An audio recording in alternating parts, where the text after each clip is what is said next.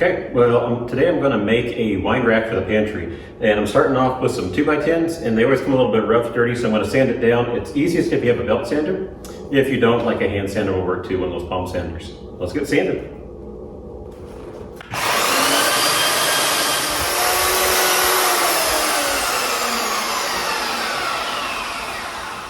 Okay, these have been all flattened out and smoothed out, so they should be good to go. They'll be perfect for painting. And now we'll cut up some straight edges on it and we'll shorten it down to size. Since the edges aren't really straight, and I can show you. That's what I was talking about. You can see how it dips in here and comes out, and it's just all waving in and out. As that goes through the table saw, if you've ever tried to cut an edge and then it kind of wobbles in and out, it might be because your edge isn't straight. You need to start with a straight edge. So by stapling this to the outside or brad nailing it, that's going to give me a nice straight edge, and then I can cut it and I'll have my far edge straight, and then I can pull this off and make my other cut. And this will be my hinge.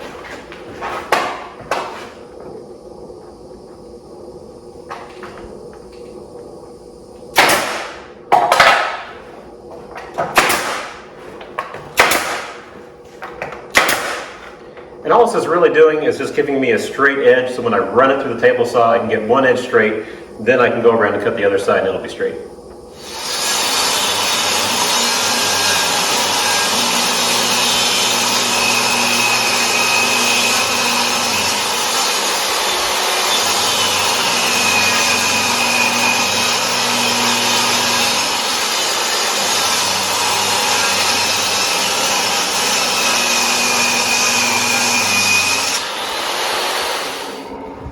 Okay, well, my edges weren't straight on my 2x6s either, so I used the same trick to straighten those up.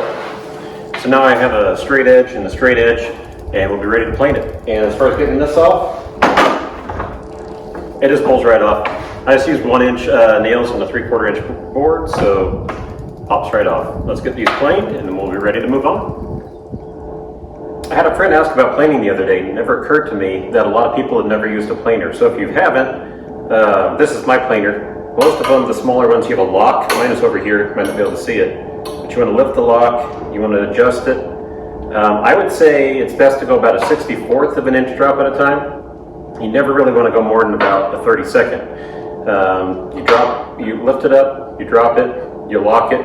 And as you run it through, one thing you want to note is it needs to be flat as it's going through.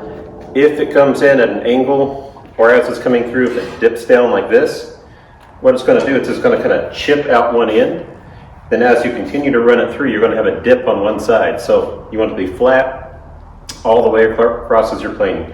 If you're planing multiple boards like me, always start off higher so that this is barely touching. Keep running them through until it starts to catch, and run all of them through at a time, just to make sure that they're all the same thickness, and you don't send one through that is thicker and all of a sudden you take a bunch off. And if you notice as you're planing it, you get some chips. That just means it doesn't like the direction of the grain as you're running it through. So turn it around 180 degrees, run it again.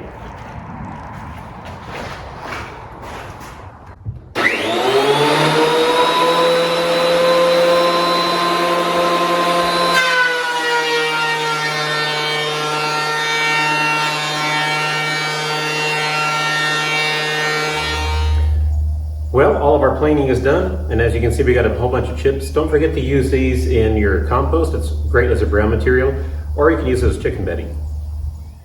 Well, I have these all marked. What we're going to do is drill a 7/8 diameter hole, and I've marked off 3.5 inches and 444, 3.5 on the other side. I've marked which side is our square side. That's the side we cut square, and this is just a jig to hold it at 2 9/16 from the back. So let's drill.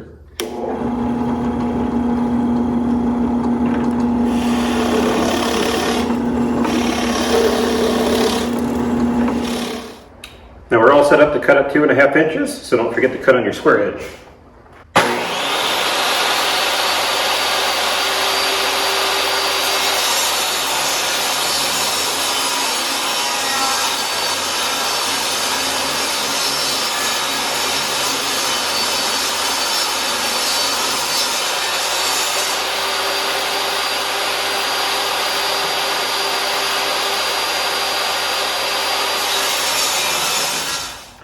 Okay, I've laid out and measured where to cut for these. Make sure you always measure these before you do that. That's why I was sanding first, because you want to make sure you get the exact height. In this case, this one was a 32nd short, and my other batch was a 16th short.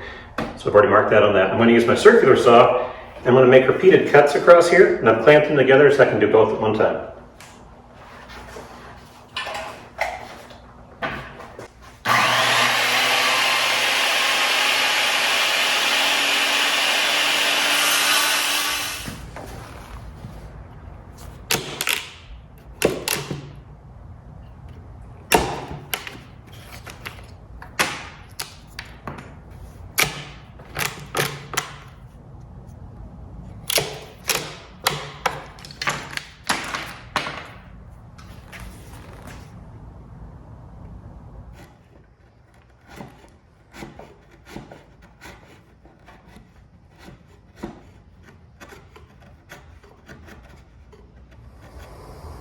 Okay, it is time to assemble. I've already dry fitted these two here, one here and one down here.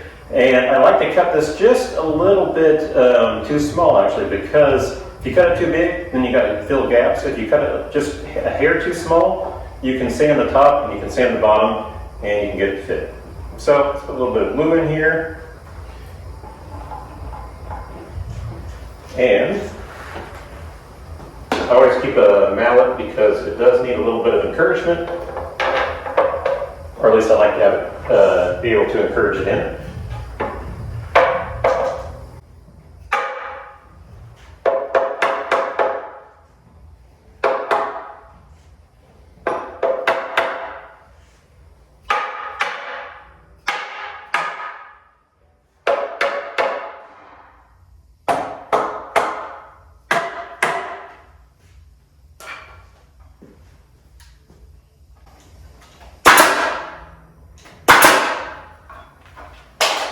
Okay, let's check square. To check square, what you want to do is measure corner to corner, and if the number is the same, it is square. And if it's not, we add a little bit of pressure from a clamp to get it square. So right now I am 90 1/8.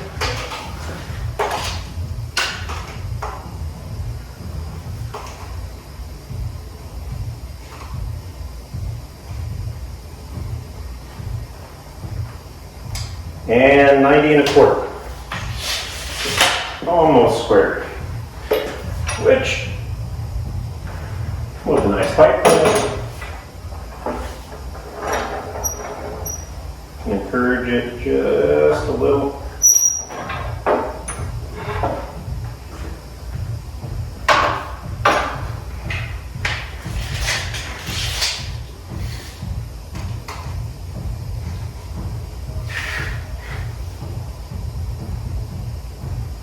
And there we go. Now let's put the other ones in.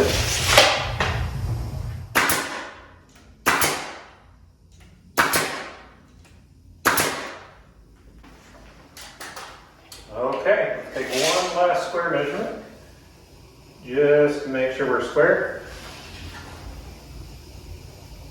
90 1/4.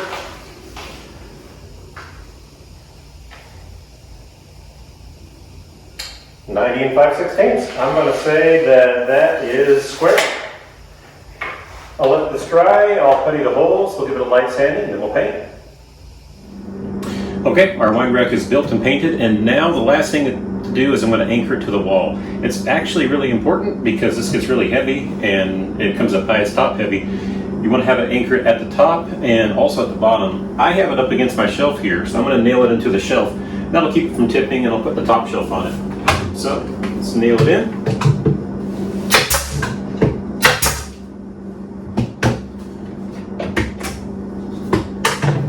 And pre-cut top shelf.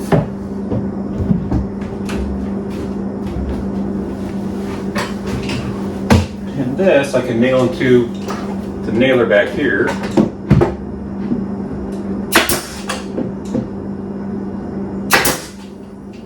And also attach it in here.